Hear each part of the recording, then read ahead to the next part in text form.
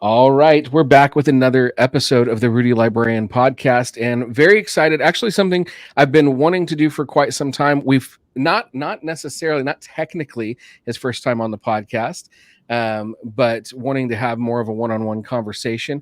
Very Mhm. excited to have today, author, podcaster, journalist, and musician, Aaron Carnes. How you doing, bud? Doing good. Let me just look at. Hey, I hey. was I've got mine here too. So happy to throw that up there.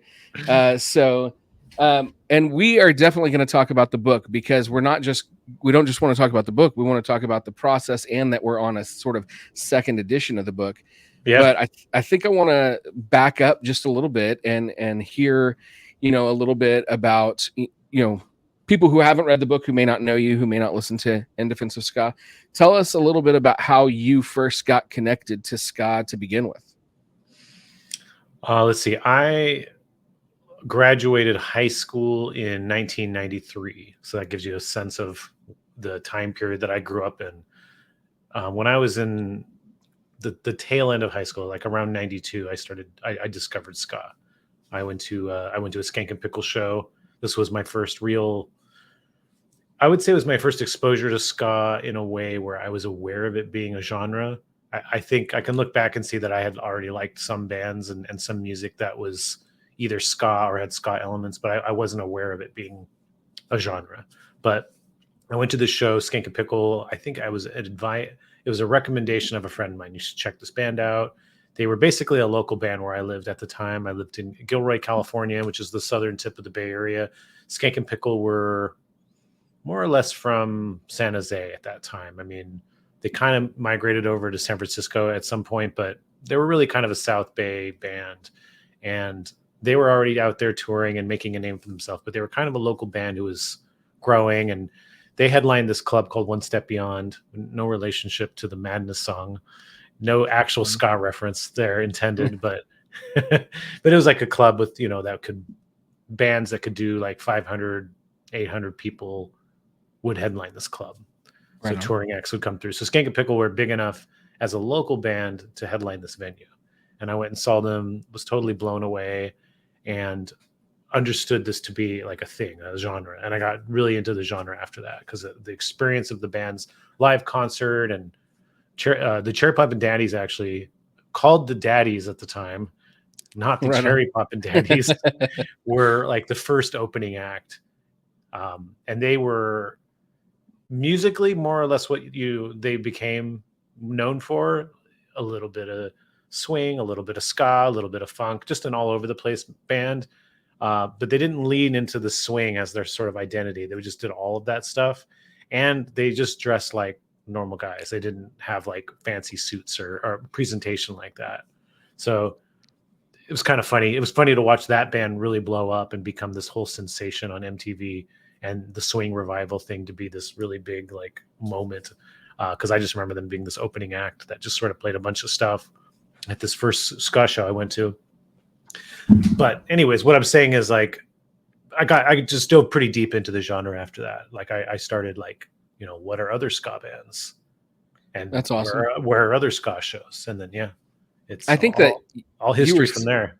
sorry about that. I think that you were really set up for success living there in California. I mean, you guys certainly had like a pretty huge ska scene in California. Mhm. And one of the things I was thinking about a lot, and this is I'm going to hold that thought because I'm going to go on a rabbit trail that's going to go into your book. So I'll wait on that. But so you're starting to see bands, you're starting to see shows, you're enjoying the venue. And I will say also, I think that Leonore from Five Iron, I think she said that Skank and Pickle was what did it for her too, what got her connected in there. So obviously a band that got a lot of people into the scene.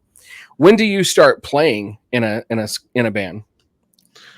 So I'm already playing in a band at this point, but we're not playing ska. Okay. We, through my insistence over a little bit of time, become a ska band. Yeah, I'm pushing for us to play ska songs. So I don't know. I can't really point to the exact like point where Flat Planet is a ska band, but Flat Planet existed before this show, and Flat Planet played different kind of music before then. Right on. So Skank and Pickle not only had an effect on your personal taste, but then your band as well. That's pretty awesome. One thing that was pretty significant in the change of Flat Planet is the lineup with Flat Planet when we started, or when we really started getting going, was there was me on drums, there was Alex Rosario, who was the sax player in early Flat Planet, but he eventually became the lead singer and sax player. And then there was Mike Vianelli, who was the guitar player. And then there was a different bass player, and let's see. Oh, and then there was a different lead singer. And this lineup, this 5-piece that we had then, we were into playing more stuff like The Police, Rush, like a little bit more like kind of light prog rocky stuff. And that really fit with the members that we had. And Okay. the lead singer in particular had a voice kind of like Geddy Lee. So he really fit that genre better. And I was really pushing for ska, and we were writing some ska songs. And I think while he liked ska, I think he could kind of see that he wasn't a good fit for the direction we were going in. And so he kind of said, I think it's time for me to move on. And Alex took over as lead singer. I think he was even like saying, like, I think Alex is a great singer. Alex did a little bit of singing. And so once Alex was the lead singer, I think it was just like all in. It was just all in on being a ska punk band.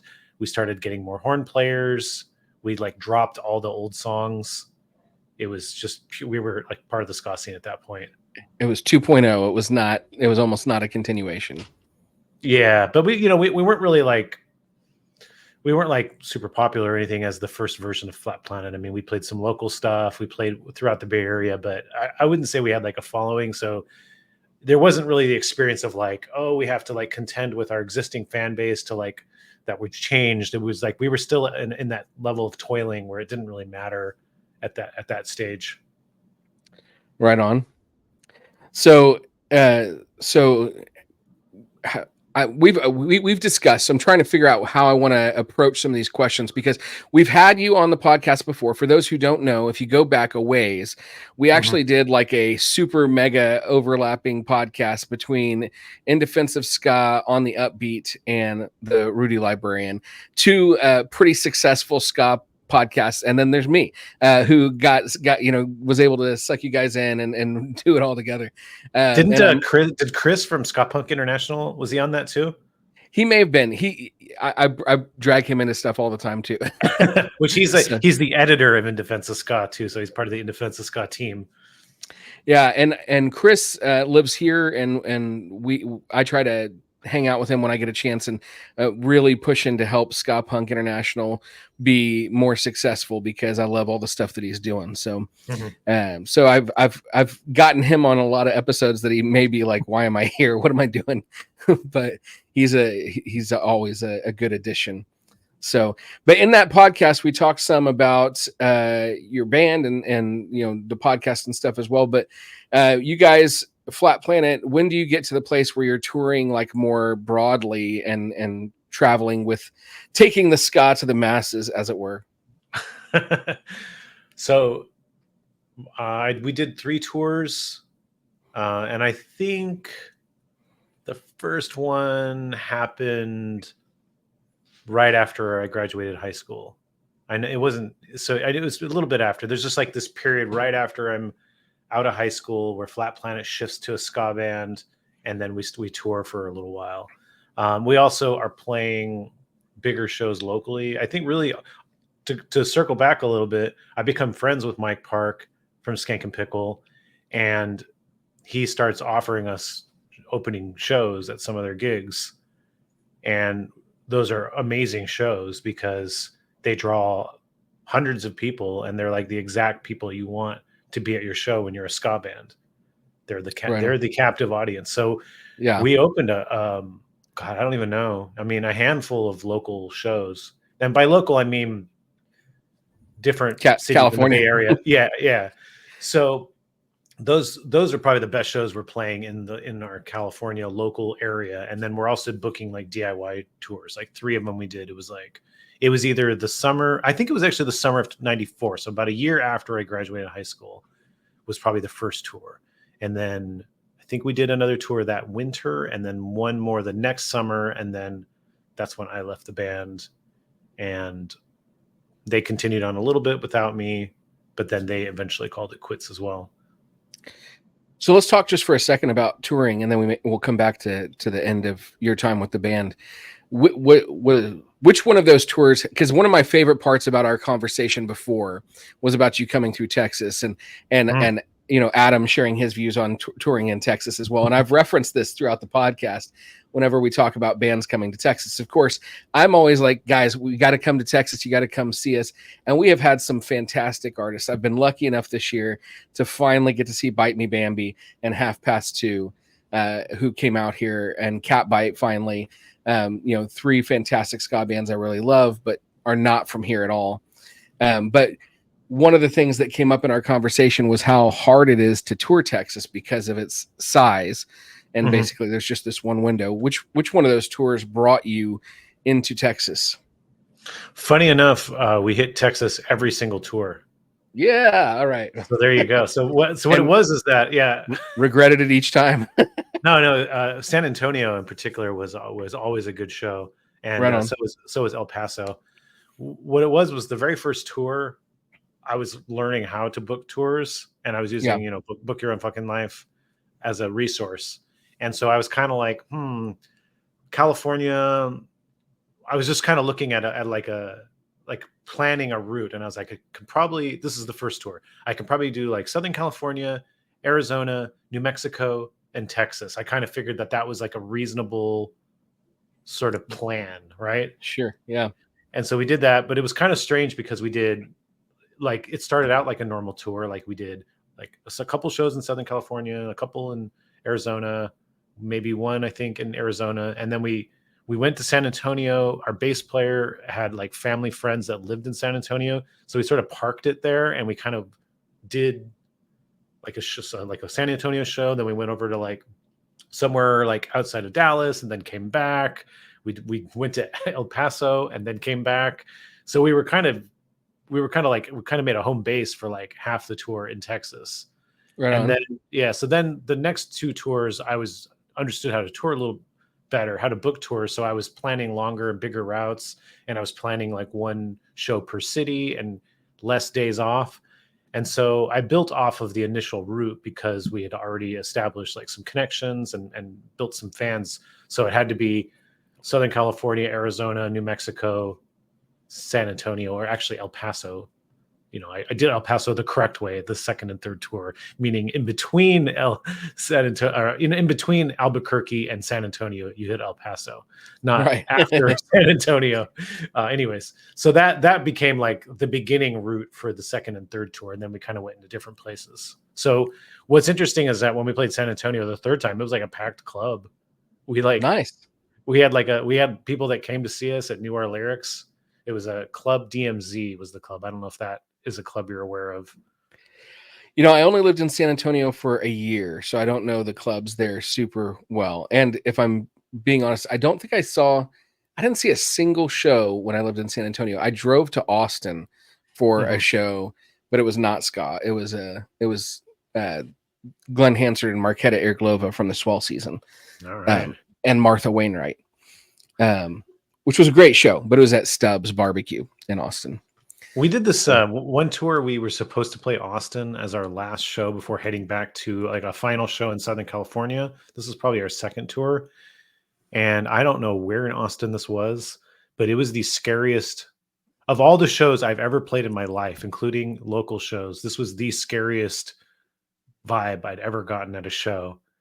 We pull up to this venue. There's people being arrested across the street, nice, like lined up. Cops everywhere, and we get into the venue. It's like a little tiny blues bar. It's not even the right vibe for us. There's like just like suspicious characters walking around. There's a guy who came up to us and said that he would watch our car for us for $20. Otherwise, he's going to guarantee someone's going to steal it. And we went in the venue. We looked at the venue. There was like 5 people in there. There was like a blues band playing. We're like, let's leave. So I just told the guy at the venue, I said, we're just leaving. I think we got a long drive back to California. We're going. And we were out of there. We did not play that show. Man, that's crazy. That's not a good omen when you pull up to that kind of a deal. Definitely, I don't No. blame you. It's funny. I imagine this is the way it is for people who live in California. People vastly underestimate the size of our state. Do you feel the same way about California? Yeah, I think people don't realize as a Californian that Northern and Southern California is essentially like two different states. Yeah. Like, yeah. What distance wise, you have any like idea for like how long it would take to get from north to south or whatever? Let's say you managed to drive from Northern California to Southern California at a time when there was no traffic, which is a pretty rare situation. You could do it probably like 5 or 6 hours. Oh wow. Okay. That's But impressive. traffic is like, especially in LA is a real issue. So Okay. Yeah. So Texas is a little different. We're not, I guess maybe because we're not a straight line as you guys are. We're like a big blocky, mhm. whatever shape we are, Texas shape. But yeah, I've heard before statistics, and I'd have to look it up, that it takes much longer to get from our northern our the panhandle down to the southernmost tip, something like 19 hours. But that's probably because you're having to go not just Yeah. straight. But I So should I should say that Northern California, when I say Northern California, the Bay Area, it's really kind of like the middle of California. Like the okay. North California is like little towns. There's no big city up in the north of California. Yeah. Okay. So for me, like most of the time when we talk about traveling in Texas, we talk about it in how many hours rather than how many miles. Mhm. So we're like, oh, I'm going to go to Austin. Okay, well, how long is that going to take? Well, Austin's 3.5 hours, or San Antonio's 4 hours, Mhm.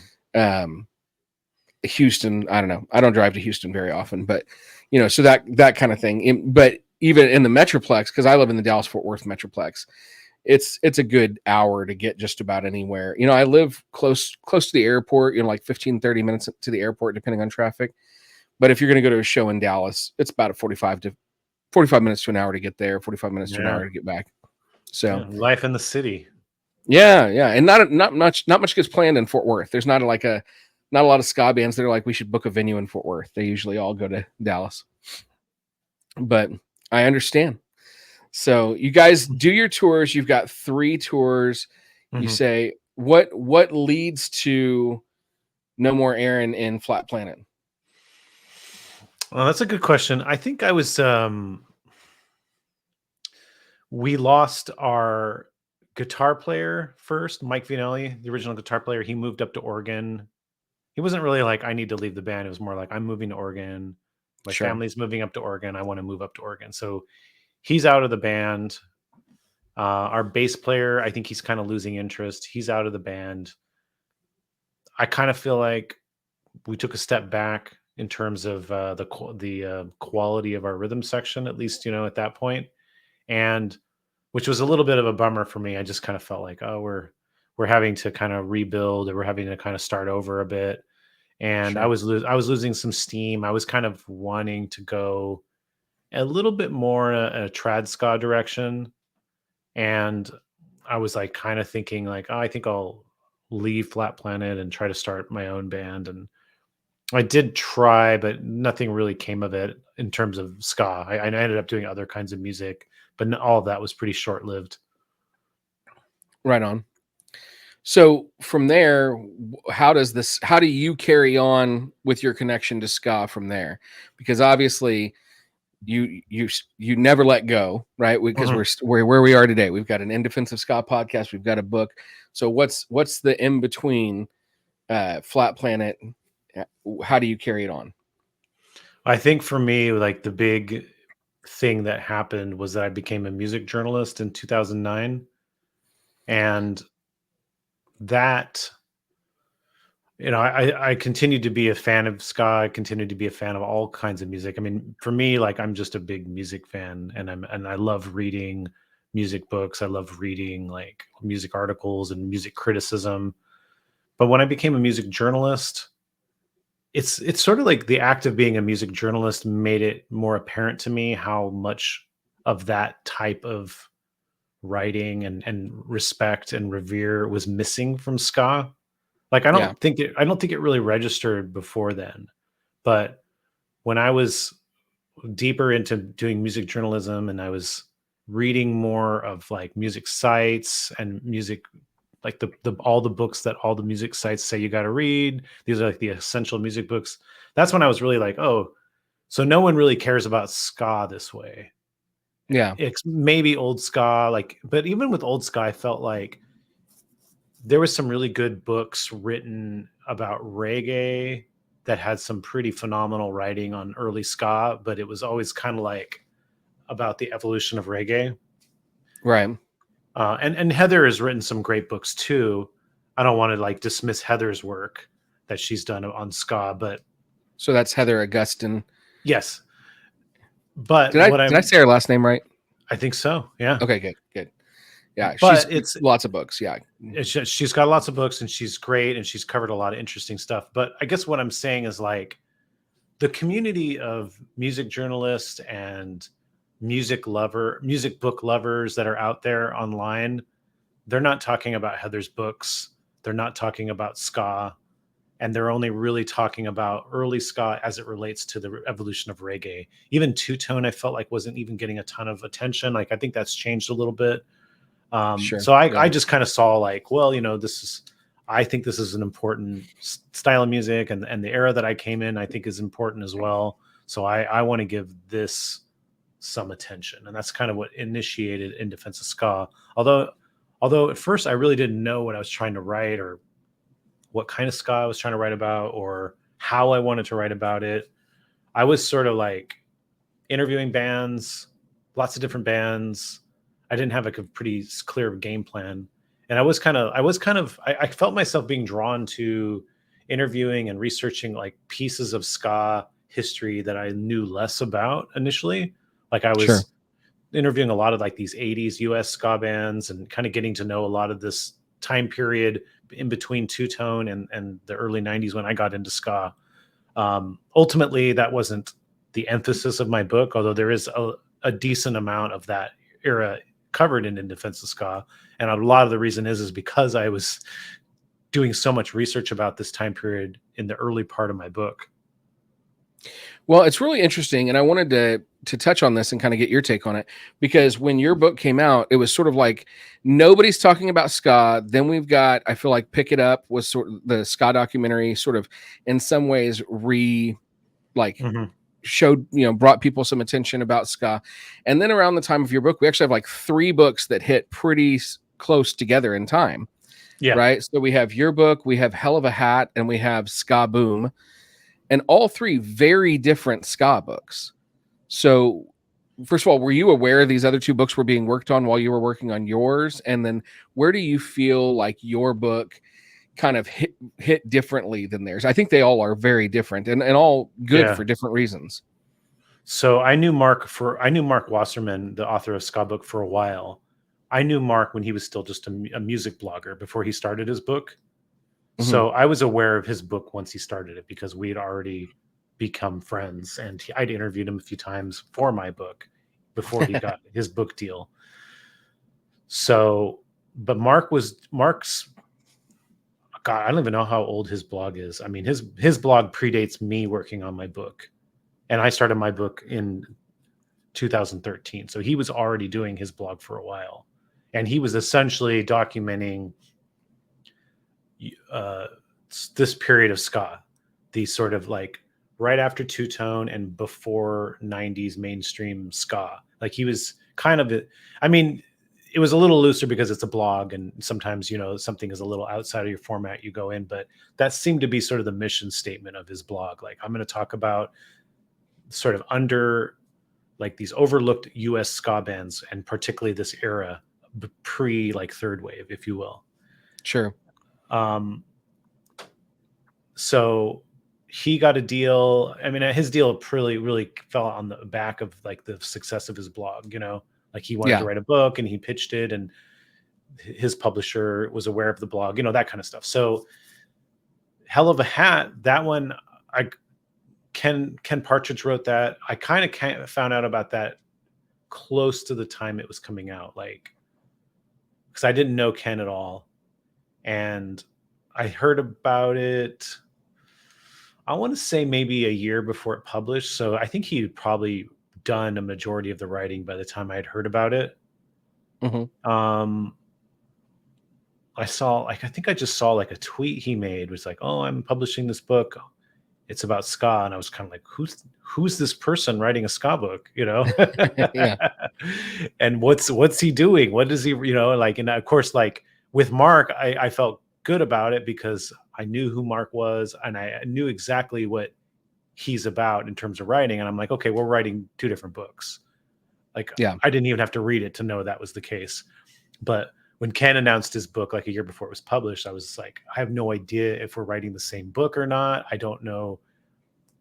Yeah, I don't know anything about him. And I mean, I looked him up and I saw that he was a freelance writer, and I found a few Scott articles he wrote, but he was just write about all kinds of different stuff. So, but the emphasis of his book is pretty different than mine.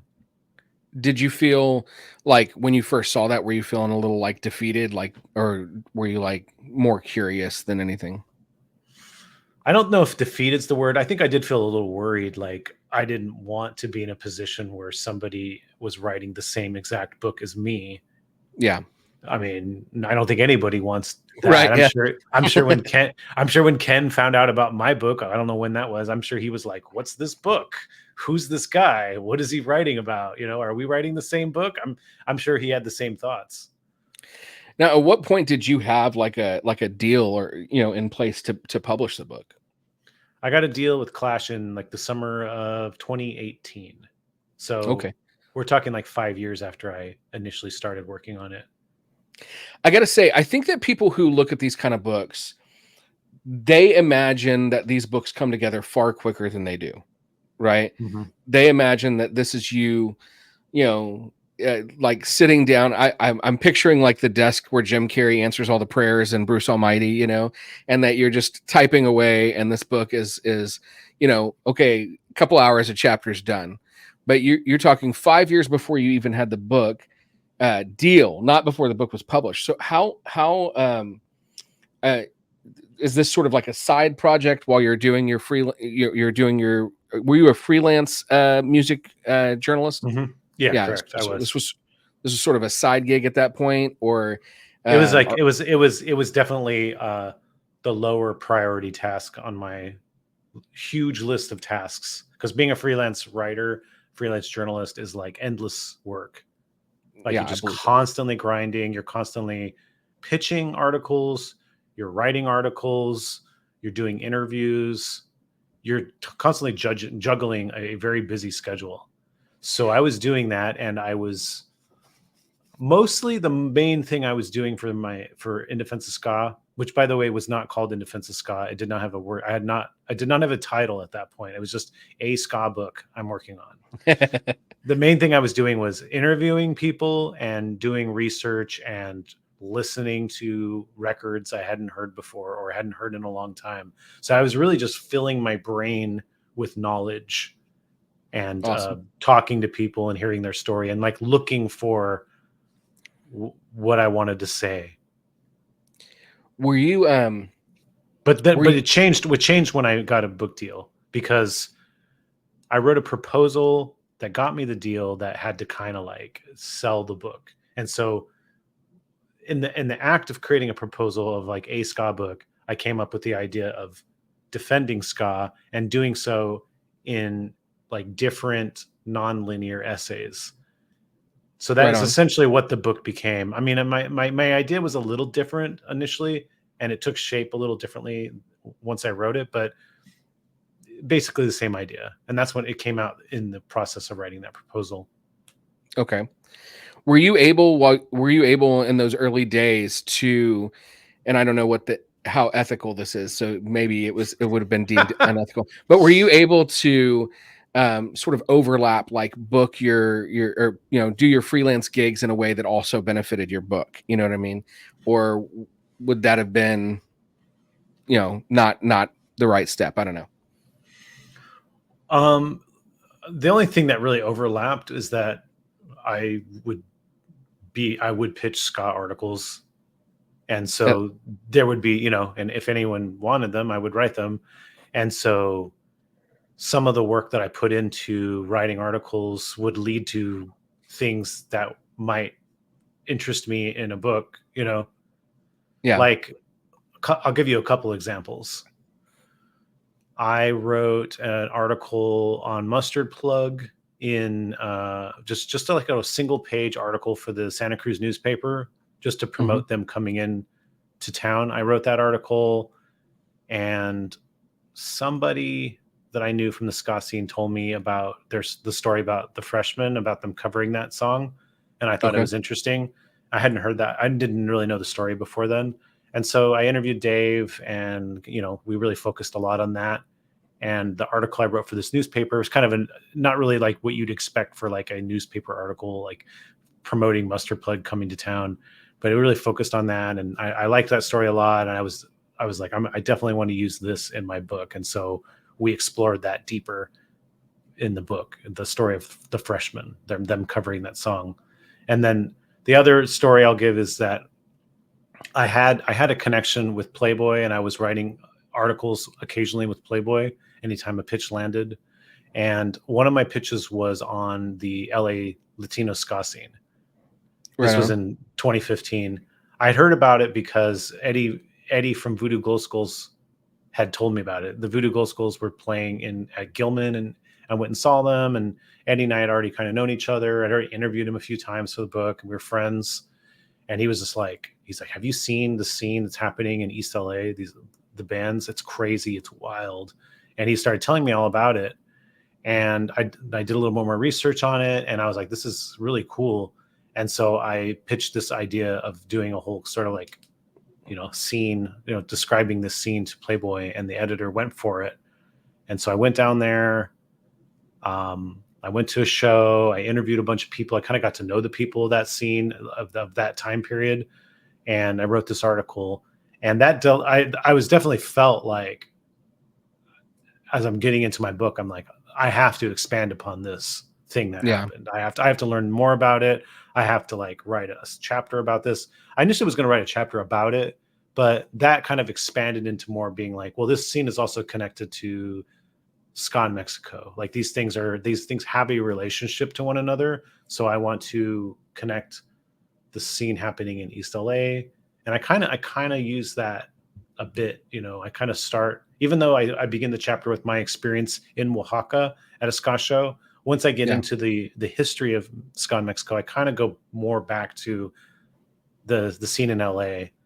Not that it makes chronological sense. It's more about, I'm kind of following my own experience, my own like thought process. Like, here's the scene. It's kind of the scene it's a US scene. It's kind of separate from the rest of the US scene, but it's thriving and it's doing really well. It's probably doing better than a lot of other local scenes at this time period. And then I kind of show how it's connected to ska in Mexico. And like, there's this sort of exchange happening with bands, and that ska in Mexico has also been thriving and doing really well, while ska in the US has been like kind of deemed like this sort of dead genre. It hasn't been viewed that way in Mexico. So I really wanted to show all that. And that's what the chapter ended up becoming. But I think it was largely influenced by the fact that I wrote this article in 2015. Well, that's really cool. That's cool to see how you got there. Also interesting about the connection with Playboy. I think it's fascinating. I don't know if you know this, but did you know that Shel Silverstein wrote for Playboy? I've heard that. Yeah.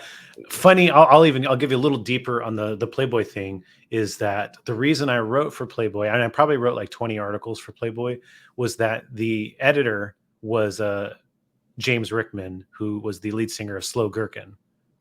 Nice. So he got the gig. He was an editor at Paper magazine for a while. So he'd had a lot of experience writing and editing, and he got that gig. And he told me, actually, I'd interviewed him for the book. Oh, that's interesting. Yeah. I interviewed him for the book because I wanted some Slow Gherkin in the book, and we're old friends. And then he was like, I got a new gig, I got this new gig at a magazine. Maybe you want to pitch to me sometimes. This is how he's saying it. I got a gig at a magazine. Maybe you should pitch me some articles. And I'm like, sure. Yeah, that sounds great. What's the magazine? He's like, oh, it's Playboy. And I'm like, yes, I want to pitch Playboy. They pay so much money. I talked taught English. I taught junior high English for 5 years and high school English for 6 years. It was not a fact that I ever shared with my students, but I always thought it was fascinating because when we talk about poetry, the first poets that my kids would always think about were like Dr. Seuss and Shel Silverstein. But, Mhm. you know, nobody knew that he got this start with Playboy, and also that he wrote a lot of songs that were like published, you know, produced by like recorded by like Johnny Cash and Dr. Hook and the Mm. Medicine Show and stuff like that. So it's fascinating Interesting. stuff. Yeah. Yeah, fun to watch those journeys. So 2000, you said 2013 you started writing the book, right? 2018 Yeah. you get the deal. Uh, was Clash like the first place you really sought after, or did you have a lot of different feelers out there and Clash was the right connection? What was that like for you? Well, I submitted it to a variety of places and agents. Clash was the only one that kind of got a little bit of a recommendation to pitch to. Okay. I talked to my friend Jeff Burke. Um, he's a guy. He lives up in Portland. He used to work at a publishing house called Eraserhead Press. They do like bizarro fiction and extreme horror and stuff like that. So not they don't even do nonfiction, but he's somebody Right. I knew that works in publishing, and he's somebody that I knew that openly and passionately loves ska music. Right on. So An ally. I reached out to him knowing that the place he worked at was not going to publish my book, but I thought maybe he knew somebody in the industry Sure. that might be interested in this kind of book. And he suggested Clash because he was friends with them and he knew that they sort of like to do various things. They didn't really have like a set thing they did because they publish poetry, they publish horror, they publish memoir, erotic books. They kind of have like a lot of different things. And nonfiction was something that they did a little bit of, but not a lot of. And they were interested in the book. The funny story I like to tell is that they were interested in the book because they don't like ska and they really appreciated the fact that I was defending it. But I think like deeper than that is that they're the kind of people that like books that are take unique angles and present something different and unique. So I think that the real deeper story about it is that they saw a book defending ska, defending a hated subculture as a very unique perspective, and they thought that there was something there. That's cool. It's I think that's kind of awesome to be like, we Mhm. don't like this, but let's see why you like it, and let's see why you think it's good. And let's Yeah, see what people defend think it, about but defend it to me. it. Yeah. And we're gonna publish it, and then hopefully we agree by the end. So so how long you get the deal in 2018? How long was it before the first? The years are a blur. I feel like for the last 5 or 6 years at least. So what year was it when the first edition came out? It was May 2021 is when it Okay, published, but it was and done. Yeah, it was done before then. I mean, it was like, I mean, I want to say that I wasn't even really working on it during the pandemic.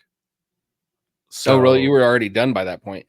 yeah, I mean, we actually there was the original publishing date was actually gonna be like March 2020, and it Then got that pushed didn't back. work out. No, it actually got pushed back before the pandemic. Okay. It was just that, oh, we're not quite ready. It was just, whatever. And it's funny to think that the book could have been published right when everything was kind of like going crazy. Yeah. And I think I was fortunate that we published it in May of 2021. I think people were much more open and receptive to stuff like that when it came out. But I think I was finishing it the very beginning of 2020 or end of 19. Okay. So I did I got the deal with them in the summer of 2018. I was working on it, but I actually for the rest of 2018, I was really having to contend with the schedule that I had made. And I was really having to make some choices in my life because I didn't want to give up the freelance writing that I was doing. I didn't want to Yeah. give up anything. Sure. I had built all these connections and I had, these things were paying money, but I wasn't able to do much work. I wasn't able to move it up the ladder a bit because now that I had a deal, I knew that it had to be a priority, but I wasn't able to make it a priority. So I I had to be like, okay, well, you know what? I have to drop some of this stuff. I have to look at what I need to keep to pay the bills, what is going to be easiest for me to do, and what stuff I cannot do, so I can make room to write this book. And so I would say by the very end of 2018, I think I had sort of settled things. I had gotten to a point where I've maintained a minimum amount of freelance work so that I could devote a larger chunk of my time to writing In Defense of Ska. And I would say a majority of the book was written in 2019. Okay. So, and you've touched on this a little bit, but I think that one of the things that is very unique about your book, and I say that, but having said that, there's actually two other books that I really love that are not in this genre really at all, that kind of do a similar thing. So I'm wondering if it's something that's sort of becoming more prevalent than it used to be, is that this sort of becomes a mix of nonfiction essays, but there's also a lot of like autobiography mixed in here, you know, a lot of memoir mixed in here. And for me, as someone who's a huge fan of autobiographies, biographies, memoirs, also a huge fan of music books and music history books, it really scratches a specific and special itch, you know. um when you pitched it, and that was kind of, I know that what you said that wasn't exactly what you were originally intending, uh were they receptive to that as an idea, you know? Yeah, they were. So, but first question is, what are the other two books that you like that are that do mix autobiography with the nonfiction? So they're both religious in nature. Okay. One's a book called Blue Like Jazz by Donald Miller, which eventually got adapted to a movie. The movie is interesting, because that kind of book I don't feel like exactly is meant to be adapted to a movie, but it's not bad. But the book was essential to me. It changed my faith forever, um, because there's a chapter in there. You know, I grew up kind of non-denominational, charismatic, evangelical Christian, which a lot of those descriptions would not be super appealing to people nowadays. You know what I mean? Um, but there's a scene in that book where Donald Miller is attending Reed College in Portland, Oregon, which is at that time, I guess, was known for being like the least religious college in the country.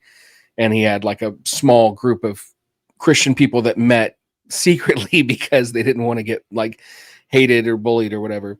And they decided during this festival that historically everyone goes and like gets drunk and gets high and experiments that the college puts on, they decided to set up a confession booth in the middle of it and take confessions.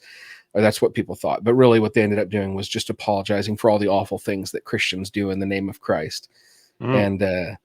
And I loved that. To me, I was like, that's the kind of Christianity I want, is the kind where we're recognizing the harm that we've done and apologizing for it and trying to be kind and trying to love people and care for people. So that changed my faith forever.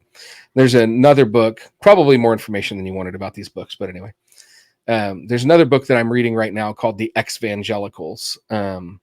It's relatively new.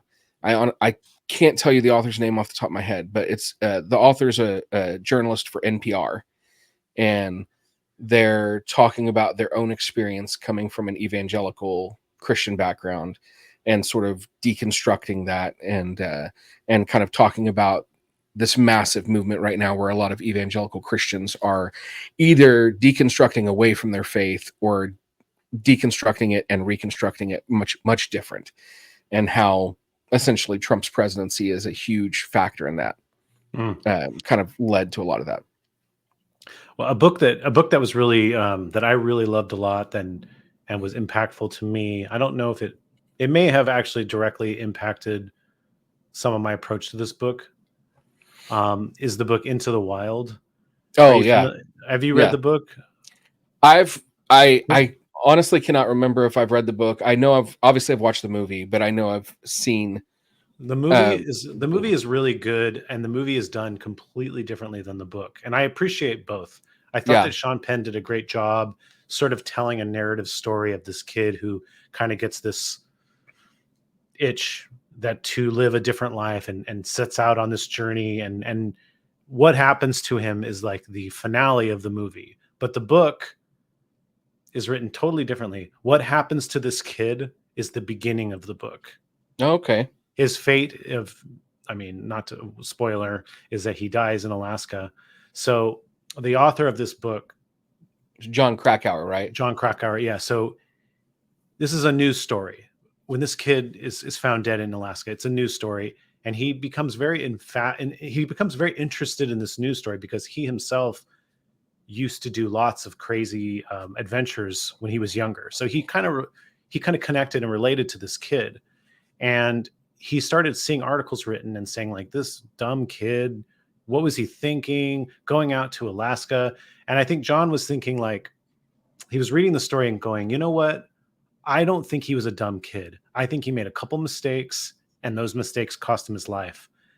And so he kind of got on this journey to learn who this kid was and learn what happened to him and why he died. And what he found was that he was an extremely intelligent kid. He came from a privileged background. He made all of his decisions with a lot of thought, and that he was really setting everything up in Alaska in a very smart way. It's just that he didn't predict a couple things that happened that ended up costing him his life. And so the way he wrote the book is there were certain chapters where he would follow this journey of understanding who the kid was. And then there would be certain chapters where he would talk about his own journeys, his own youthful journeys. So he was sort of like connecting these two things. So and by doing that, he would tell an even bigger story. And so with In Defense of Ska, what my thinking is I wanted to defend ska. Ultimately, that's the point of the book. I'm saying this music has value. This music is musically valuable. It was part of a important subculture. I'm declaring its importance. It wasn't a frivolous thing as I believe it to be demonstrated by culture. It wasn't just a bunch of kids becoming enamored with some trend and all wearing silly outfits and partying and writing superficial music and then kind of moving on to the next thing. That's sort of the portrayal in culture. There was so much more to it. And its depth isn't just its history. I think that's the one like area where some people go like, well, yeah, ska has like a rich history because it came from Jamaica and two-tone was political. And then, then the kids in the 90s sort of ruined it. That's like somebody who knows a little bit about ska might say that. When I say no, I think there was multiple layers happening of ska all through the 80s and the 90s. And it was a part of a subculture. It was part of multiple subcultures. It was part of intersecting subcultures.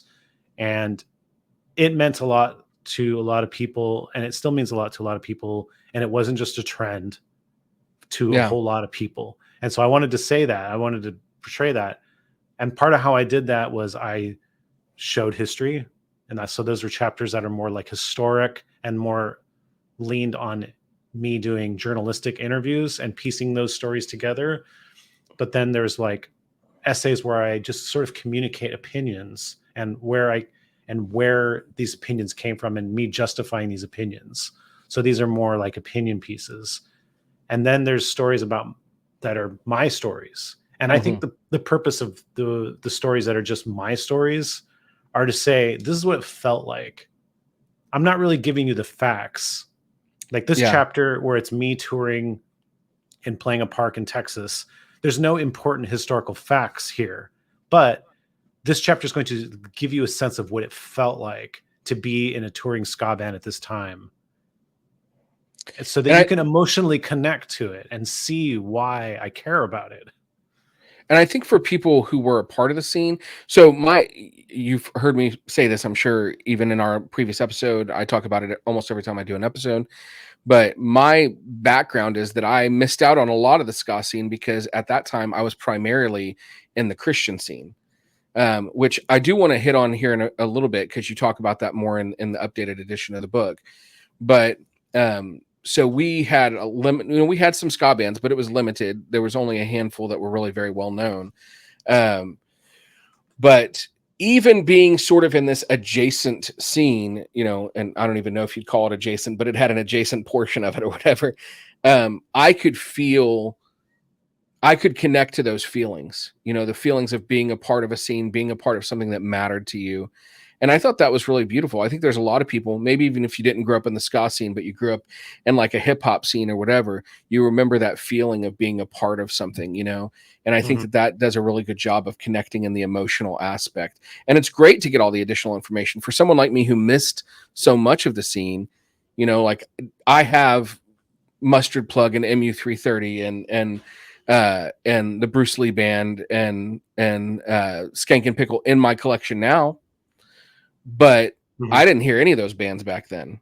I didn't know any of those bands. I maybe saw their names on posters with punk and ska bands I liked. But so it's cool to kind of go back and get that filled in a Mhm. lot. And it's cool to get that filled in from someone who is not just a historian saying, here's the facts of what happened, but let me tell you why it mattered. Let me tell you why Mhm. it changed my life. Yeah. And I think if you just gave me the facts, I don't know that I would care. But the fact that you give me, I mean, it would be interesting. It'd be an interesting read. But I think because you have that emotional connection, it it makes it feel so much more personal, valuable, important. And there is a quote actually in the beginning of that Donald Miller book, Blue Like Jazz, that I was talking about, where he says, I used to not like, I'm going to misquote it here, but I'm just paraphrasing. I used to not like jazz music um, because it doesn't resolve. And then one day when he was in Portland or whatever, he saw a guy playing a saxophone on the street corner, and he played for like 15 minutes with his eyes closed.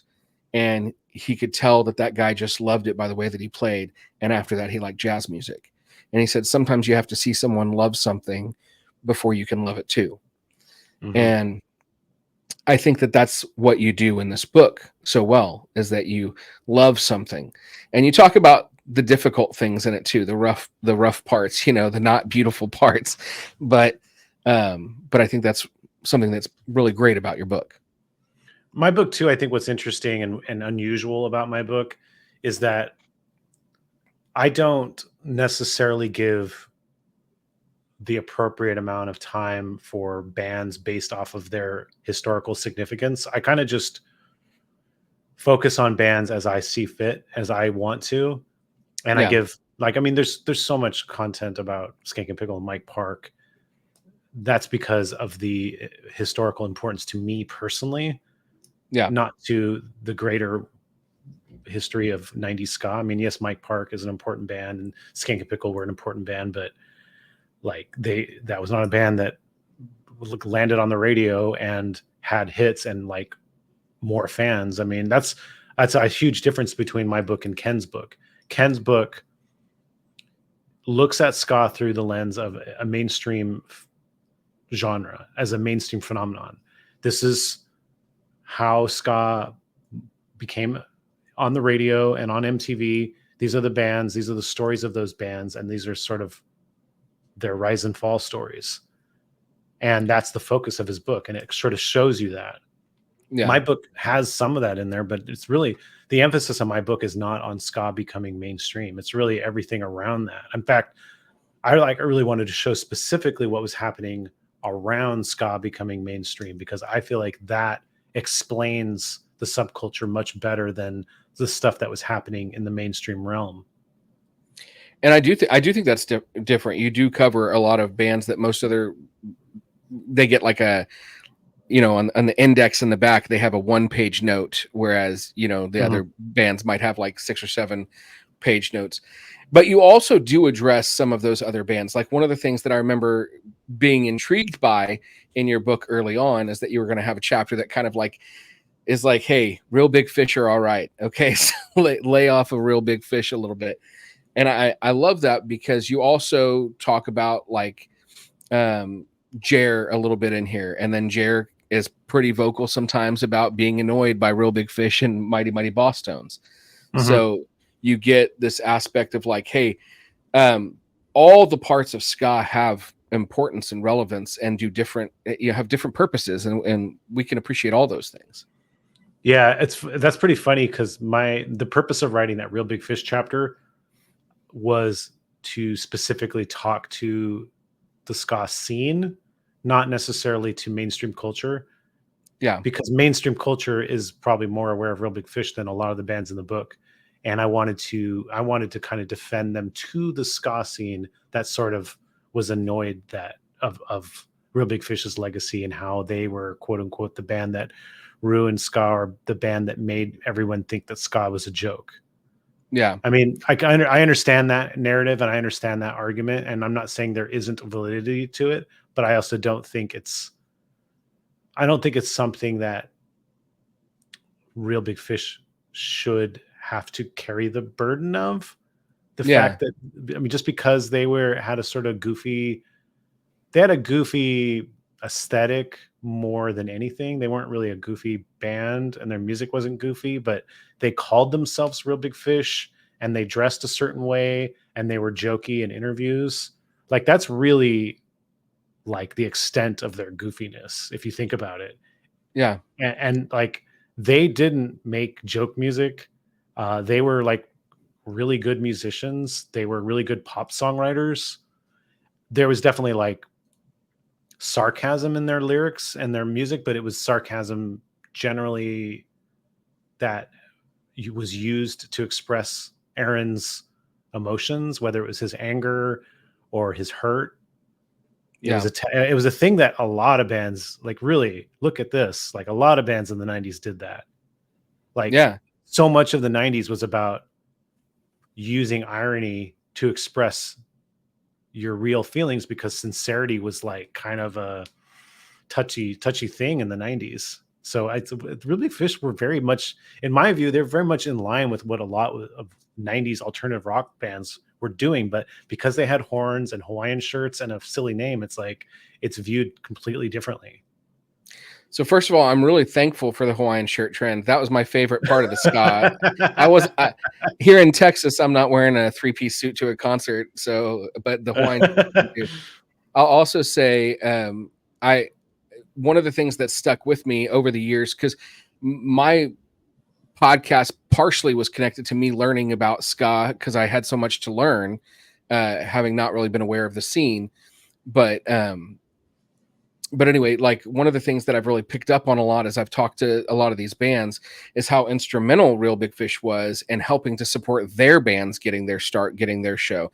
Like, Half Past Two talking about, Aaron helping them with their very first release, and my buddy Gary over in Backyard Superhero was talking about how great Real Big Fish was about taking bands on tour with them so they could get more attention, and stuff like that. So I really can appreciate that aspect of them. And I also want to say, in relation to your comment about the not being sincere thing, as you're talking about that, I just am imagining this scene from, I think it's the Lollapalooza episode of The Simpsons, where you've got this guy in the audience and they're like, oh, there's that Cannonball guy. He's cool. Are you being sarcastic? Dude, I don't even know anymore. Yeah, I know. That's definitely the era that I come from, that you come from. That's what things were like in youth culture back then. Yeah. So I want to, I don't want to take too much more of your time. And I feel like I could talk for another hour about all the questions, but first edition of the book comes out. What's good? What made you feel like you needed to do a second edition? Let's talk about that for a minute. So there's a couple factors that all sort of coalesced at the same time. So the first one is that Clash was a small press when I released In Defense of Ska. In Defense of Ska, and also this book called Daryl, which was released the same month as In Defense of Ska, both do well. Daryl's a completely different kind of book. It's a work of fiction. It's a story about a guy who identifies as a cuck and engages in this sort of sexual fantasy, and then kind of goes on this weird journey of self-discovery through that. So it's a very unusual book that got sort of picked up by and accepted by like a very literary crowd. Okay. Totally different crowd too than my book. My book got a lot of press in like music publications and ska fans, but it hit outside of ska. It hit like mainstream like music sites, kind of took an interest in it. So with the success of these two books, on their pretty small press, they were able to maneuver a deal with a distributor and kind of like move up a little bit to be like a medium press. I don't know. I'm not sure exactly how you say it, but they have like they have a little bit more reach with bookstores now. Okay. So there was talk about like, oh, they're gonna want old books and stuff too. But I was kind of like, well, what if we did a second edition and we kind of like approached this as a new book with their distributors that they didn't have when the book came out, and we sold it entirely off of word of mouth and the limited bookstores that they had connections to.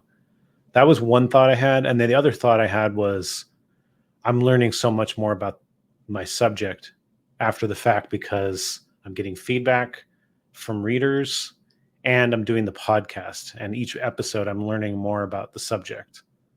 Yeah. And in some cases, I'm interviewing the same people that are in the book and we're digging in deeper. And I'm learning even more about the actual stories that are in the book through these conversations. So I kind of felt like I can really see ways to expand this book, and there's an opportunity to re-release it with distribution now. So those were the two driving forces behind it.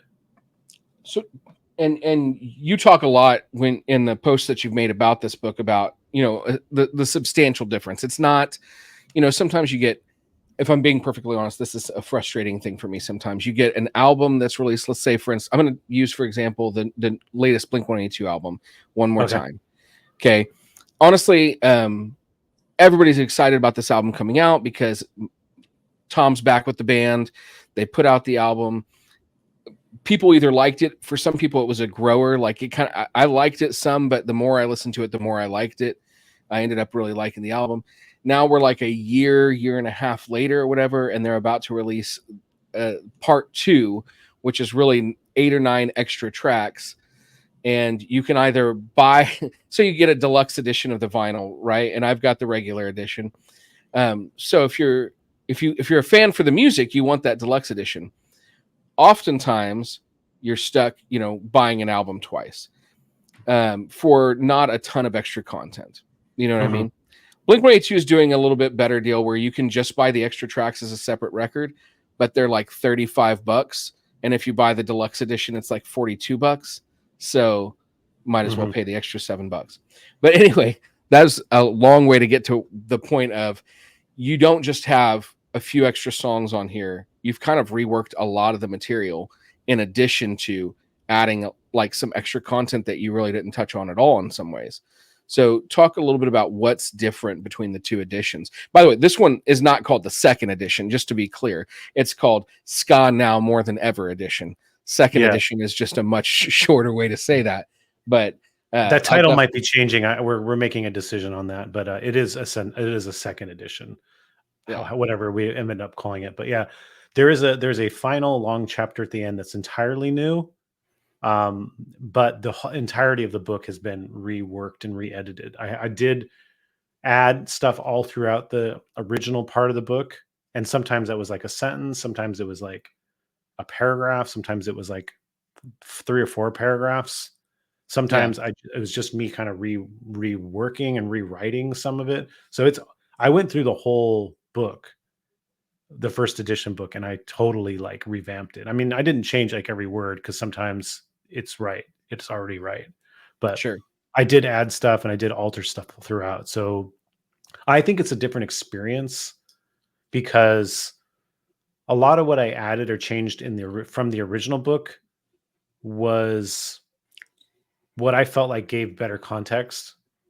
So I might look at something and say, okay, this is interesting, this is good, but how can I better explain how this connected to the time, or to what's happening in the world around, like that, for instance. Like one chapter I think about is I wrote this chapter called Fat Randy, which is really about Voodoo Glow Skull's song Fat Randy and about the making of that video.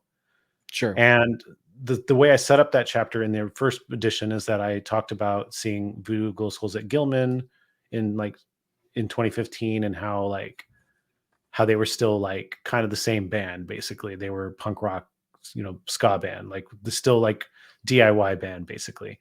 And I use that as an entry point. And within there, I'm talking about how like there's certain songs that the band's known for and they play at every show. And Fat Randy's one of those songs.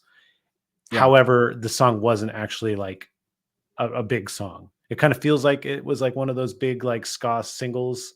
That's kind of my feeling. Like, oh yeah, Fat Randy, that's like one of those big like ska singles from the 90s, but it really wasn't that. So I'm just kind of using this to sort of, this is kind of my thought process and why I dug deeper into this video, because Eddie had told me about the video shoot, that failed video shoot that kind of went south. And I thought it was an interesting story. So as Yeah. I was going through this chapter in the second edition, I'm kind of like, well, what I'm something I'm not really explaining well. And I think that people need to understand is how does this ska moment of like, Fat Randy wasn't one of those big songs. So what were the big songs and what's the context of ska becoming a mainstream genre at that point? Yeah. And that some of that context is that punk broke first. Green Day Yeah. broke, Offspring broke, Rancid breaks. Like punk enters culture first, Yeah. mainstream culture, and that sort of paves the way for there being an opportunity for ska to be in this mainstream culture. And it also provides a context for how that music is going to be presented. And so it explains why the bands that were chosen to be on the radio that did well in the Are you there, that Aaron? yes, I'm right here. Can you hear me? All right. Lost you for just a second. The Okay. bands that were on the radio continue from there. So the bands that were on the radio, they were definitely bands that came from the more punk side of ska, and particularly the more pop punk side, because pop punk is what was really selling well. And I think it Sure. informed the aesthetic of it and the way it was marketed too. Like it was sort of presented as a cousin to this pop punk stuff. Now, was Yeah. I it? mean, I I think the definitely question thought of it. Sorry, go ahead.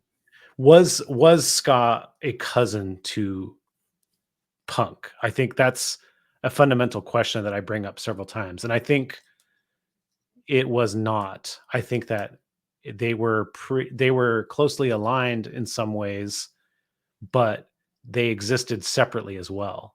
Like I think Yeah. that they shared space but they had different roots. And I Yeah. think that's an important thing to understand, because a band like Hepcat exists at the same time and playing alongside Real Big Fish. There's reason that these bands could play together, and it's not punk rock, it's ska. Yeah. You see what I'm saying? So, Yeah. and the other thing that I kind of gave more context to in the second edition for that very same chapter is I explained, I made a few comments about how Voodoo Glow Skulls were playing Gilman for the first time since the 90s, and that they were basically banned from Gilman because they were on Epitaph, and Gilman had this whole no major label policy. Epitaph, not technically a major, but to some at the Yeah. time period, they were essentially a major label. So I kind of talk about that as a little bit more of a tangent than anything. But I actually thought it would be interesting to explain Gilman culture a lot better. And so I devoted multiple paragraphs, and I did an interview with Jesse Luscious, who was a pretty significant figure at Gilman, to really explain why Voodoo Glow Skulls as an Epitaph band were banned from Gilman and what the significance of that was. And so that I got way more into detail with that this time. And I think all these little bits of context help explain the story a lot better. Yeah, I would agree. And so not even going into that, although I do think exactly what you're saying is accurate. For me, one of the things that I love about this second edition more than the first, and I was one of the people who pre-ordered the first edition, got the first edition like really early on, and all the great Clash stickers that they send with it, are on my fridge at work and stuff. But there's some formatting things in this second edition that Oh are yeah, the formatting's totally revamped and way more professional. Yeah. it's a lot cleaner looking. And so as someone who is an English teacher and stuff like that, I really appreciated that right off the bat. It made it more feel like a better book overall. And then for me, you know, obviously one of the things that I definitely can't ignore is that you've got this big section kind of in that last chapter where you talk about Five Iron Frenzy and you talk a little bit about the Christian ska scene. You've done an episode about that on your podcast recently, which I enjoyed listening to. But was that was the Kickstarter thing with Five Iron the reason that you felt that needed to be addressed, or what made you add more about the Christian scene this time? I think that, yeah, it's basically, we had Leonore on the podcast pretty early on, probably within the first 20 episodes, somewhere around there. She did our podcast. And I also, they must have just released Until the Shakes Apart a little before that. I really enjoyed that record a lot. And I enjoyed, I enjoyed our conversation with Leonore. I enjoyed listening to her kind of talk about how she and the rest of the band are kind of grappling with she's not grappling with her faith. I think that's kind of the important thing. She's claiming her faith and she's saying, I am a Christian. My faith's important to me. And because other people are perverting it, it's not going to make me say, well, I'm not part of that anymore. I'm going to continue to be part of this, and I'm going to change it from within. I think that's sort of the attitude that she had in that podcast episode that I found to be very interesting. And it definitely planted a seed in me. That conversation. And along with sort of what I've taken away from the record Until the Shakes Apart as well. Well, I love that you talked about it. And I love you mentioned the big Five Iron Supertones Insiders tour, which was a tour I was at. So for me, the way the Christian scene worked, and Five Iron, you talk about this in your book a little bit. Five Iron would do Christian shows and then they would do not Christian shows. They were kind of trying to be even 50-50 doing Christian and secular shows. But like for me, there was a Christian rock club not far from my house. And by that, I mean, it was the youth building of a church, which is what we call the Christian rock club. But a lot of huge bands came and played there. In fact, I saw Five Iron there with, and I've talked about this on my podcast a couple times too, but it was Five Iron and the W's, which were a Christian swing band, most well known for a song called "The Devil Is Bad." But they were, musically they were enjoyable for sure. So it was Five Iron, it was the W's, and it was Switchfoot when Switchfoot was barely known. They had, I think, just put out their first album. And I was at that show. I have distinct memories of that show because there were so many people that showed up. They had to split it into two shows. They were going to play a full show and then do another full show right after it. Whoa! It was same night. And it was August in the middle of Texas, and 2 out of 3 of the air conditioners in the building were out. They were not working. It was insanely hot. I was wearing Jinkos, and I had to squeegee sweat to the back of the gym in between. Like at one point we had to clear out the venue because someone passed out. And so I had to squeegee sweat to the back of the gym. That's how hot it was. So I have like all these memories around that, but like we didn't have, we had 3 big bands. And so that tour where Five Iron Supertones and the Insiders toured, that was our biggest ska bands. If you ask anyone in the Christian scene, what other ska bands were there, you'll have some people talk about the Dingies. You'll have some people talk about some early Squad 5-0, and you'll have people talk about that Skanktified compilation that you talked about on your podcast. Yeah. And that's like the majority of it. There were other ska bands, but that's like the majority of what people will talk about. Did you have that Bunch of Believers record? I did have the Bunch of Believers record with the South Park, design, which I remember feeling like on the fence, like, is it okay for me to like this? Are they going to tie into South Park? Because South Park is bad and we shouldn't like South Park. Because that was kind of the culture of our churches, was like South Park is insanely offensive and not godly at all. Don't watch it. I appreciate it now, but yeah. And then like you get this song about going on a mission trip to Mexico, which was on every kid's playlist as they took their mission trip to Mexico, which is like a rite of you know, it's a something that everybody I think in Texas almost goes on some mission trip to Mexico at some point, you know, if you're deeply involved in the evangelical church. I know I did. So Oh yeah. and it was on my playlist as we, you know, drove down to Mexico. So but yeah, definitely had that. Had the Skanktified. You didn't talk about the Insiders too much, but the Insiders were big. They had a couple of albums that were called Scalleluja and Scalleluja 2, and they were worship songs covered in ska style, and Joe's voice kind of a little bit like Dickie Barrett's, real gravelly.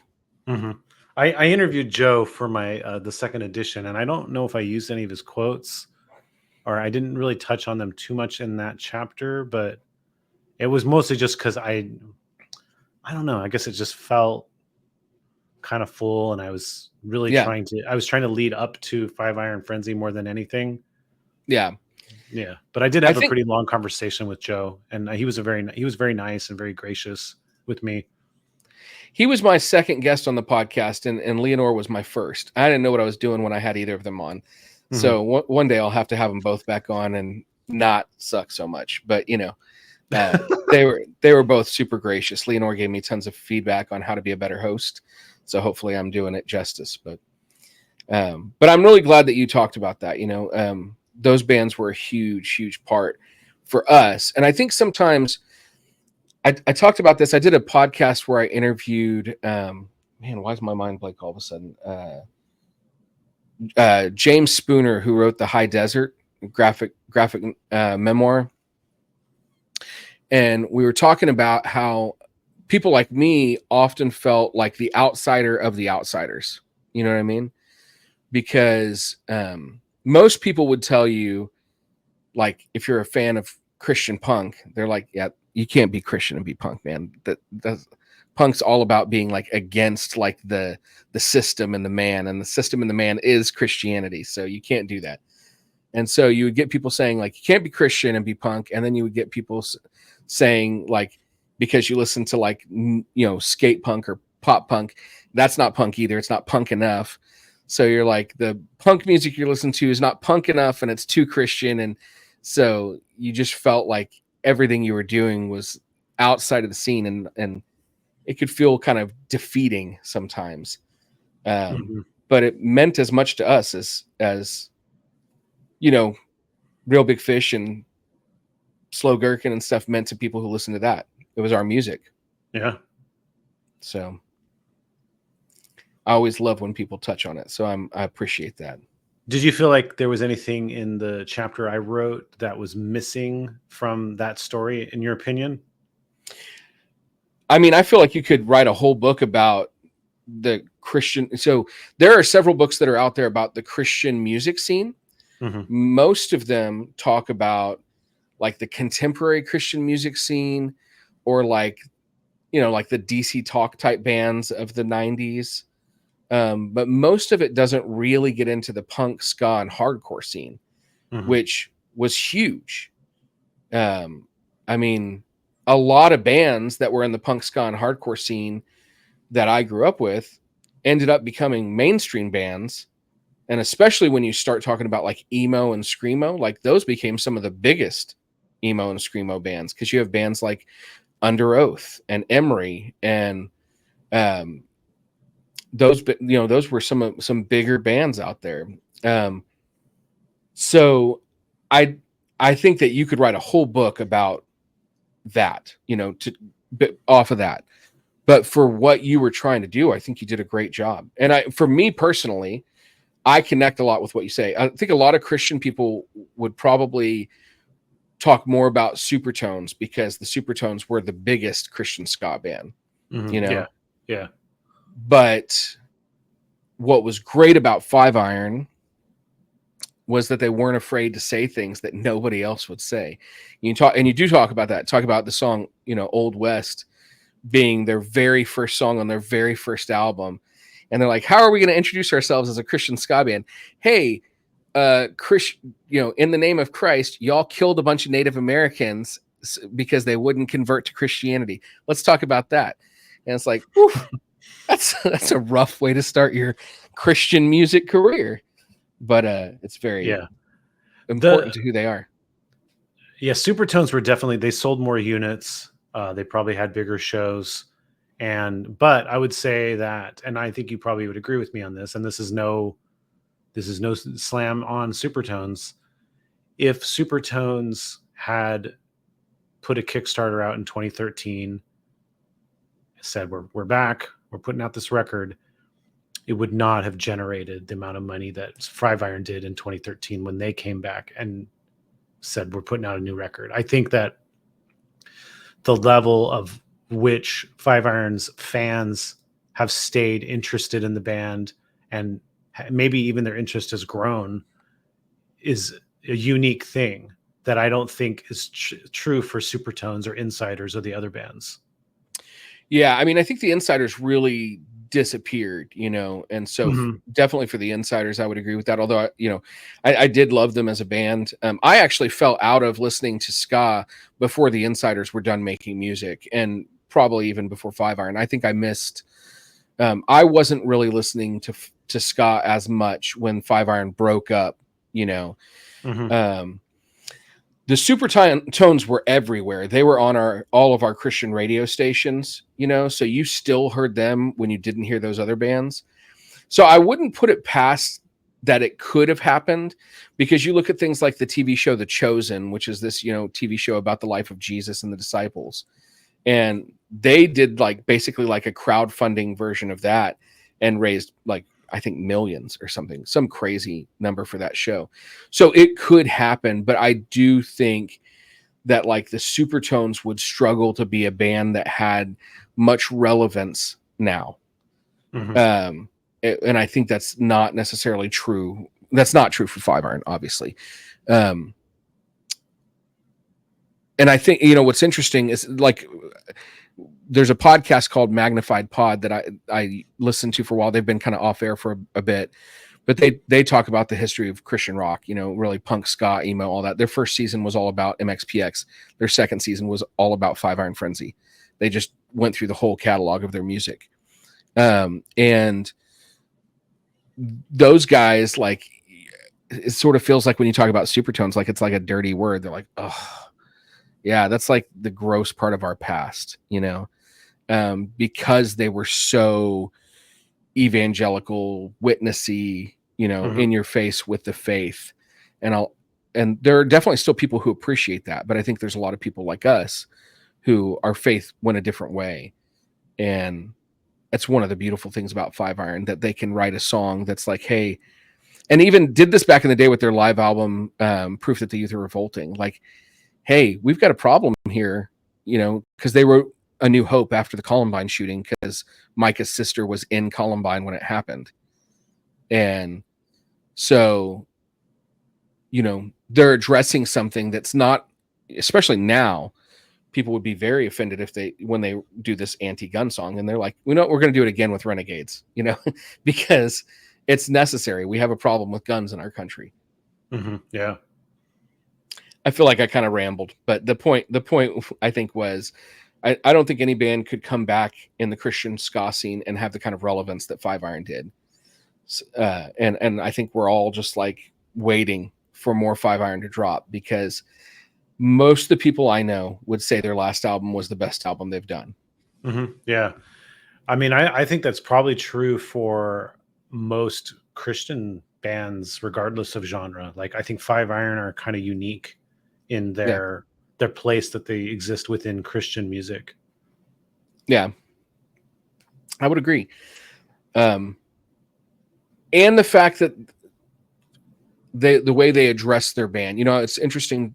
This is one of the things I talked about them with on their podcast, and I won't take too much more time with this, but having a band that was really known as a Christian band and now is made up of both Christians and non-Christians, but still will talk about God and Christ, and do it in a way where they're everybody in the band has to be okay with it. Basically, we're going to vote. Everybody has to feel okay with what we're doing.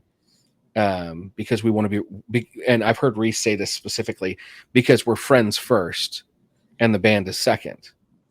And so I think that's a very noble thing you don't see a lot of bands do. Mm-hmm. Yeah. Yeah.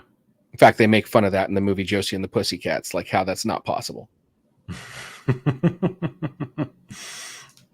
But anyway, I don't want to take too much more time, but let me ask you a couple quick questions. So the new edition of the book, Yes. what are we looking for release date wise?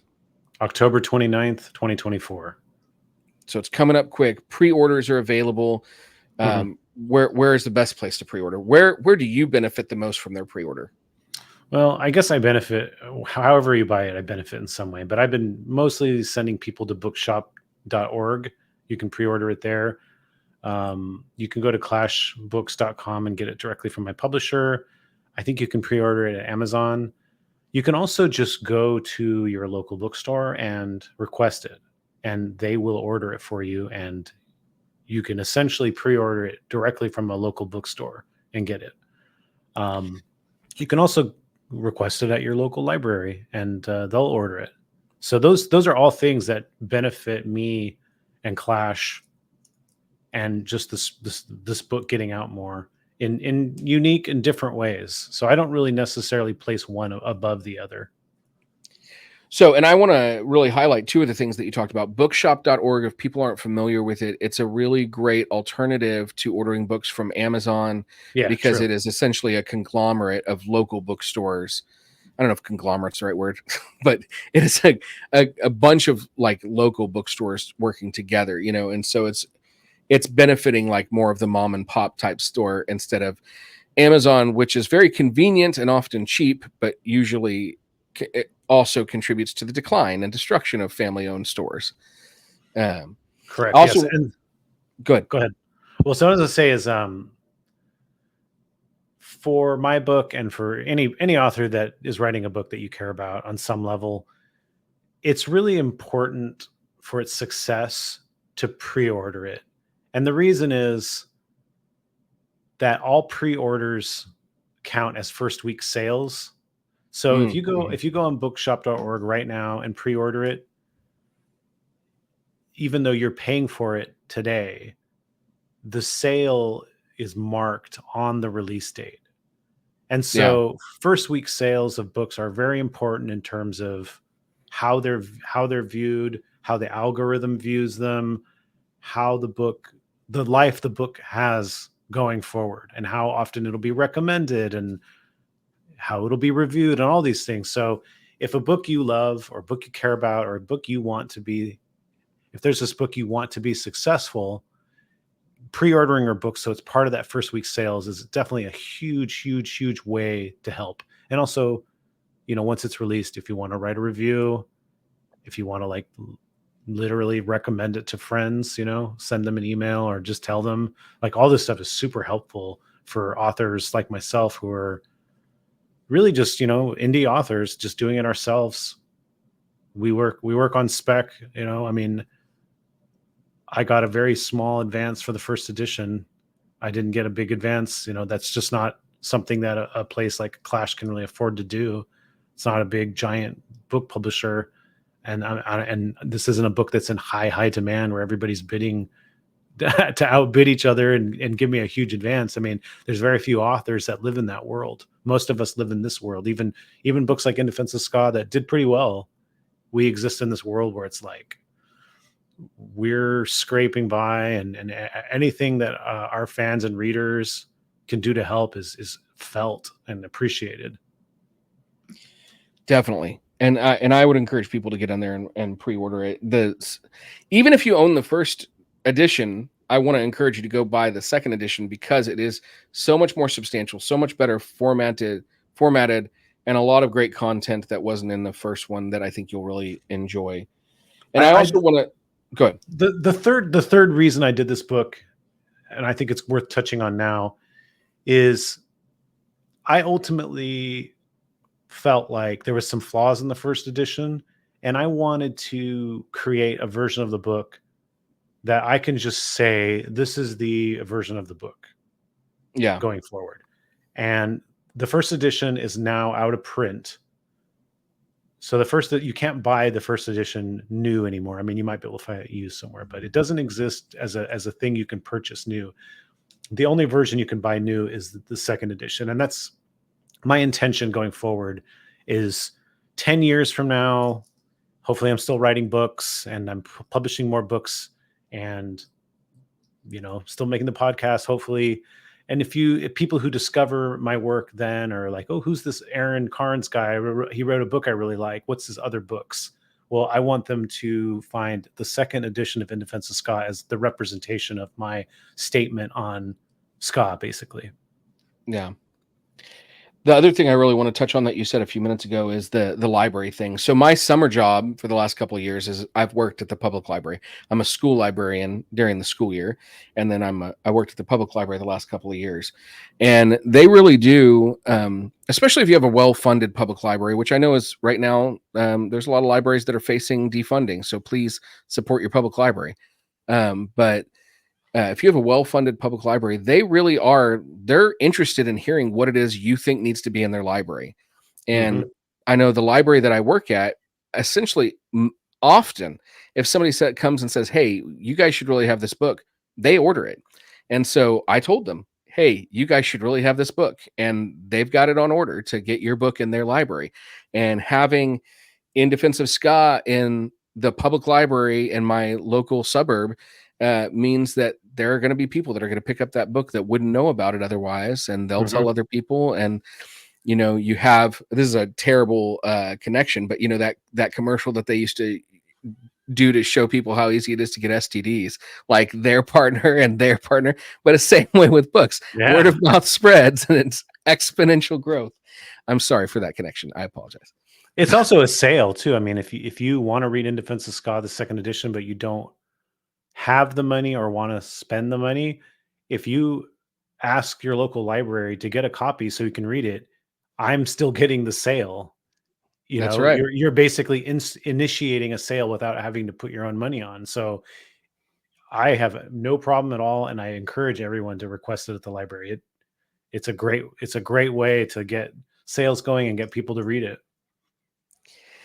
So in a minute, I'm going to ask you to kind of tell us a little bit about where people can find you, but I did want to do a few, if you don't mind, just a few very quick questions. And these are, I am inspired today by, I have a problem. I watch too many YouTube videos sometimes, and there's two types of videos I really enjoy a lot. I watch lots of kinds. GQ does a series called Essentials, where they ask celebrities what are their like 10 essentials that they can't live without. I'm not going to ask you for 10 of them, but I would love to hear what are a couple of your essentials. These are everyday things that if you didn't have them, your life would feel incomplete. For example, one of mine is I need my Converse Chuck Taylor All-Stars low tops. I've got them in many colors. That's pretty much all I wear for shoes. I have to have them. What are a couple things for you? I live a pretty minimalistic life in terms of possessions. I guess I live my life on my computer, since I work on my computer, write on my computer. So I guess I'm gonna have to say my computer is like one of my essentials. I also music is kind of like constantly playing in wherever I am. So the way I currently listen to music in my car is I have an iPod, which is maybe a little old school in terms of how people are doing it now. I think some people are like using Spotify on their phone or within their car itself, but I still use an iPod, and I really like having an iPod. I curate the iPod because you can only put so much music on there, which I enjoy as well, because I feel like making a few choices up front about what's in there kind of gives you a little focus, rather than being like, okay, the world is unlimited music, you got a 5-minute drive, what are you going to listen to? Like, I don't want to spend 10 minutes like trying to pick my music for a 5-minute drive. I just want to kind of have music sort of set up for me to listen to. This is kind of what I'm listening to right now, these handful of bands. So having an iPod keeps the music playing in my car, and it does it in a way where it kind of curates it the way that makes sense to me. So all right, I'll give you those two. Perfect. That is exactly what I was looking for. Just a couple. And so the other one that I've been watching a lot today is in the last week actually is Amoeba Records does this What's in My Bag series where they have people show like what's in their bag. Usually it's music, but sometimes it's like a movie or a book or something like that. Can you give me like 2 or 3 things that might be in your bag? They can be albums that you would deem essential. They don't have to be ska, because you have a whole book about ska if people want to know about your ska. But what would be in there for you? Let's see, some stuff I've been listening to lately. I really like this this artist Jacob Collier. Are you familiar with him? The name sounds familiar, but I'm not sure that I've heard him. He's kind of like he's a pretty virtuosic player that's played with a lot of like pop musicians. He's got a jazz background, and so his music's pretty unusual. I think it's pop. It's pretty pop oriented with jazz chords in there, but it's genre wise. It kind of jumps all over the place. He put out like, I'm not sure how it's pronounced. It's DJESSE. He put out a 4-volume series, and I really like volume 4 a lot. So I've been really enjoying that. I've been listening to the artist Gabby Moreno a lot. I think she's a great singer songwriter. Oh yeah, I've been listening to this artist named Cindy Lee who put out this really strange album called Diamond Jubilee. That's one I've been that's I don't even know how to describe this music. It is truly bizarre, but still kind of easy to listen to at the same time. Right on. And then let's see, I'll throw a ska one. Okay, I enjoy the new Mata Mosca. I've been listening to that. And I've been bumping quite a bit of the Slackers The Question record from 1998. Nice. Excellent record.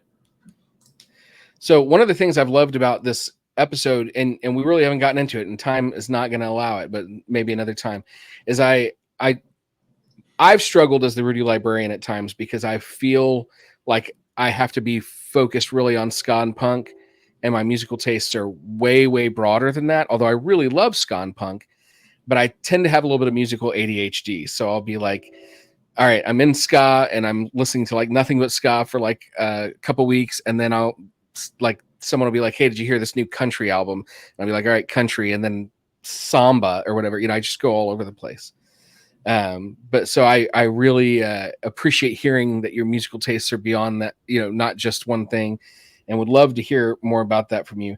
I will throw out mine right now as far as like the things that I've really been listening to a lot at the moment. And right now there's not a lot of ska I've been listening to too much, but I bought tickets to see Leon Bridges, who I really love. He's from Fort Worth. He's from here. I've never seen him. And I feel like if I don't see him soon, I may never get a chance to again because it's going to be way too expensive.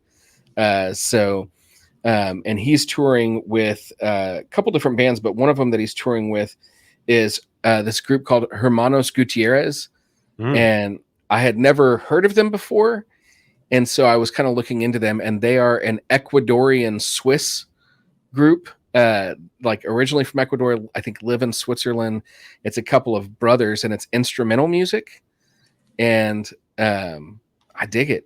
I dig it a lot. So I've been listening to a lot of that, and another group that he had toured with before and done a couple albums with called Krangbin, which is a group from Houston that I really like. Ska roots. There's ska roots in that band. Oh yeah, tell me the connection. Mark Spear, who I believe is the guitarist. Am I right on that one? I think so. Yeah. Yeah, he was in a ska band in his youth, I guess. I can't remember the name of them at this point. I've been trying to get him on the show, and I've so far not been getting a yes. I've been getting he's not doing interviews right now. Well, I'll be pulling for you. I hope that you get him. So, and then probably my other one that I would throw out there is just the last couple of days I've been listening to a lot of Wilco because they just announced the Rhino Records Rocktober vinyl releases, and one of them is going to be Wilco's Summer Teeth album. So that's what I've been listening to lately. Well, I encourage this on my own podcast too. I like talking about music from different genres because a part of my whole point and whole thesis with this book and this podcast is that I think ska should be treated in the same way that other genres are. So I speak knowledgeably and passionately about music of all genres, and I talk about that ska that way, and I talk about other genres that way. I mean, a lot of times, I mean, if I have a superpower, it's that, like, when our guests bring up artists and bands and genres, I'm almost always able to just speak about it. Like, I almost always have enough knowledge about whatever artist or genre they bring up to have a conversation about it, because I'm just completely thoroughly obsessed with music.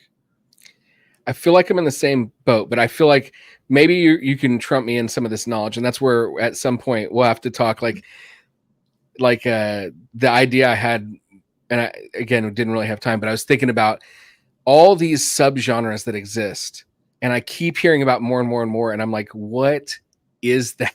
You know, there's a guy who owns a record store in Oregon that I really like, called Too Many Records is the name of his YouTube channel and his record store. And he's really into vaporwave. And I'm like, I don't know what vaporwave is, but it exists. And there's a good chunk of it out there. So, yeah. Anyway, take a minute and tell us, like, where can people find the podcast, and where can people keep up with you and what's going on with the book and future publications? So podcast is anywhere you get podcasts. You're going to see In Defense of Ska on there. It's on all the platforms. You can follow In Defense of Ska on social media. It's at In Defense of Ska on Instagram, Facebook, Twitter, TikTok. My website is aaron-carnes.com. If you want to, like, I don't know, if you want to send me an email, if you want to, I think there's a pre-order link to my book on that website.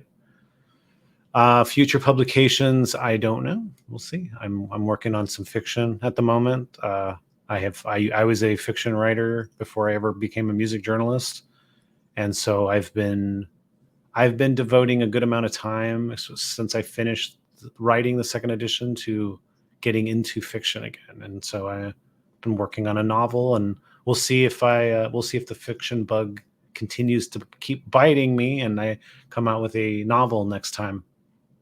Sounds great. Do you still do any journalism? And if you did, do you typically tell people, hey, I have an article on this, where people could go read it? I haven't been writing articles anymore. I kind of stopped. I do have one of my work gigs. I have multiple things I do for money to sort of make my living, the entirety of my living. But one of those is that I have an editing gig working at 3 newspapers that are owned by one company. So it's a single gig essentially, but I manage the calendar for these 3 newspapers. It's sort of it's the alternative newspapers in Santa Cruz, San Jose, and Oakland. It's like a 2-page spread and all these papers where it's like, here's like 9 or 10 things happening this week. And there's 100-word blurbs for each one. And so I will spend, this is what I've actually been doing today before we started this. I will go through and see everything happening in Santa Cruz, see everything happening in San Jose and the surrounding area, everything happening in Oakland and Berkeley and such, make a big list. Then I'll have to choose, the 9 to 10 events that I feel like should be highlighted. And there's a variety of ways we come to that decision. It's not just what are the best ones, but it's like, kind of want it to represent different genres, and you want it to be on different days of the week and that kind of stuff. And then I assign these blurbs out to writers, and then they write them and I edit them and, get photos and submit them to the paper manager. So that's what I'm doing for journalism these days, is I'm just managing these 3 calendars. It's really, to me, it's more of a music. It's a gig that's just like me and my music knowledge get to shine, because I'm like seeing everybody that's playing and who do I think is the right people to focus on. Very cool. That's very cool. Yeah. Well, I really appreciate you being on. I hope I get a chance to talk to you again sometime. Best of luck with book sales coming up in October, and really appreciate all that you're doing for music in general, and of course for ska. All right. Thank you.